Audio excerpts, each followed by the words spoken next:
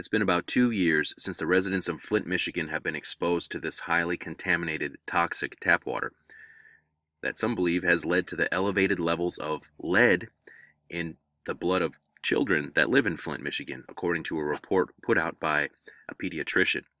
Now, the symptoms of lead poisoning are quite extensive, everything from stomach pains to anxiousness, hyperactivity, to learning disabilities, convulsions, and eventual death with chronic lead poisoning. Now, lead poisoning victims usually become anemic after about 2 weeks of exposure. Then it settles into the organs, the bone, and eventually the hair. Now, it's bad enough that the city of Flint, Michigan knowingly allowed residents to be poisoned by this government-controlled lead-poisoned water.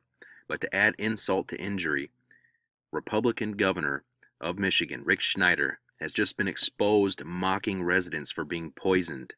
In an attempt to exonerate himself from any responsibility or negligence that led to this Flint water crisis, the governor released 294 emails, some of which were heavily redacted.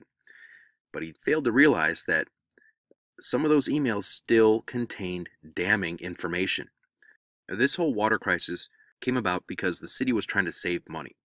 Now, these emails reveal that the decision to force residents to pay for poisoned water from the city was done in hopes that politicians would save $5 million in order to fund corporate handouts. They are putting their own monetary interests before the health of the public and the people. Other emails jokingly referred to the water pollution as initial hiccups and said that the residents were merely whining about the aesthetics of the water.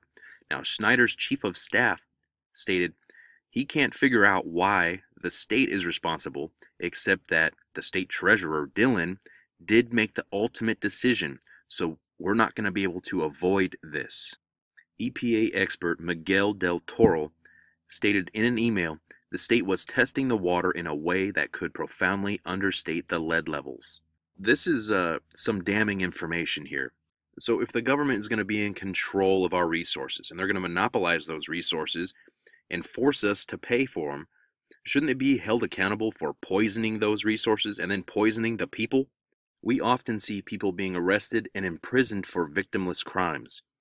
Well, why has no one in the government been held accountable or arrested for poisoning potentially thousands of people in Flint, Michigan?